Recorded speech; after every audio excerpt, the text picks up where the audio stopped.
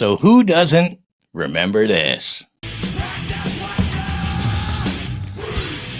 What if I told you that Testament, one of thrash metal's deadliest weapons, spent years lurking in the shadows of the Big Four? Yet album after album, riff after riff, they proved that they might have been the most dangerous band of them all.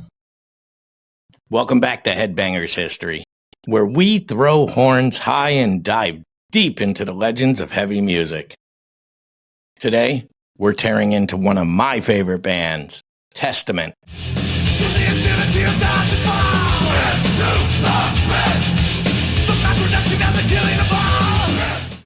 The Bay Area bruisers who survived the thrash wars, kept evolving when others fell, and somehow managed to get heavier with age. So buckle up, buttercups, because this story's got lineup chaos, genre-defining records, and a legacy that refuses to die. And hey, if you love Testament, love me back. Drop your favorite track in the comments. The new order is here.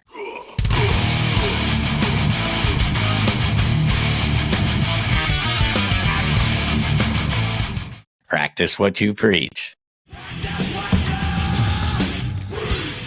Or something way heavier.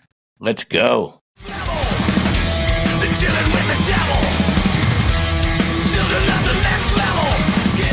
So back in the early 80s, the thrash scene was exploding in the Bay Area. Metallica, Exodus, Slayer were sharpening their blades. But in the shadows of Berkeley, a band called Legacy was getting restless.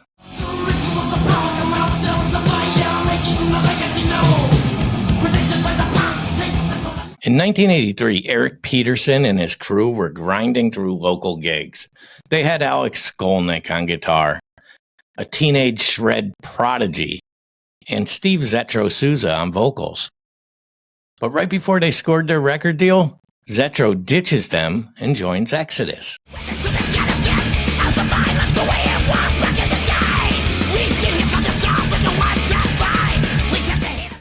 Pretty brutal. But that's when Chuck Billy entered the arena. The man's voice was like a chainsaw coated in velvet. It was deep, it's powerful, and unmistakable. Try again.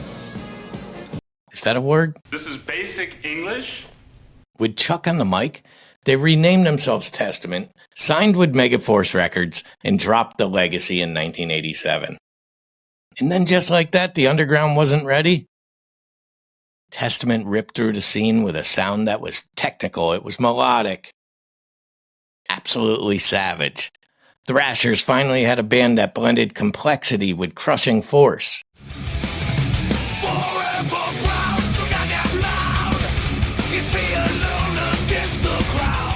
Albums like The New Order, Practice What You Preach, Souls of Black,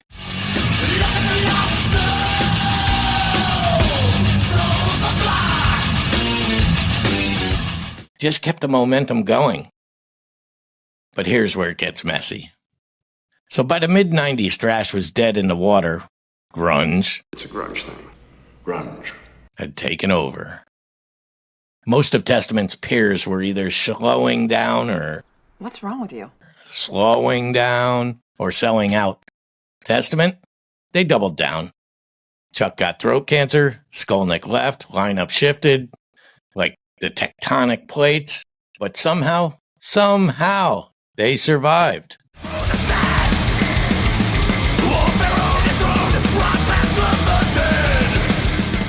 So here's the big question.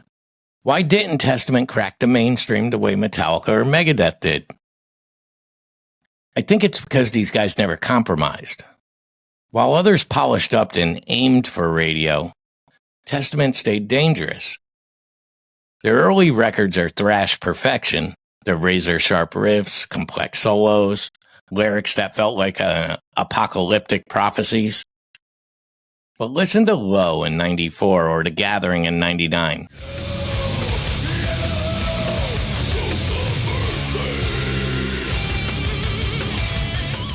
Testament went darker. They went heavier, almost death metal in spots.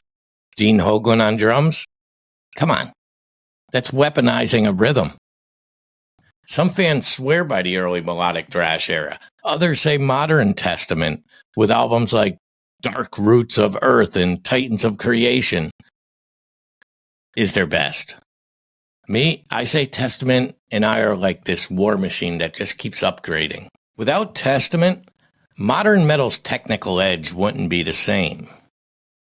To me, they proved they didn't have to be primitive.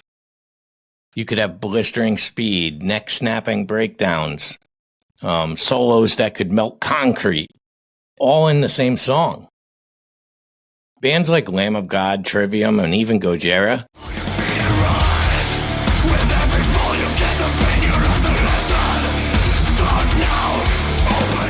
definitely owe a debt to Testament's intricate brutality. And the best part, Testament are still here. They're still touring. Still making killer records. Chuck Billy beat cancer, the lineup is tighter than ever. In the pit. The pit is eternal.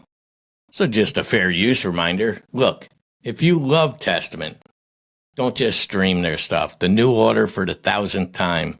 Go buy the records, grab the shirt, catch them live, support the bands that kept metal alive when the world turned its back.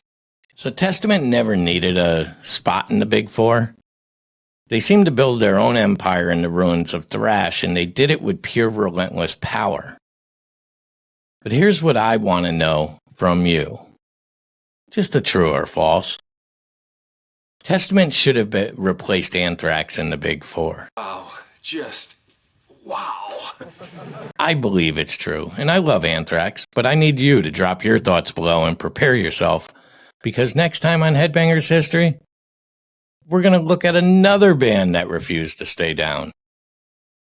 So until then, stay heavy, stay loud, and as always, into the pit. This is Headbangers History. I'm Fred Carroll. I will see you again soon. Welcome to Headbangers History, where riffs reign supreme and legends are born. Let's dive into the heart-pounding history of hard rock and heavy metal.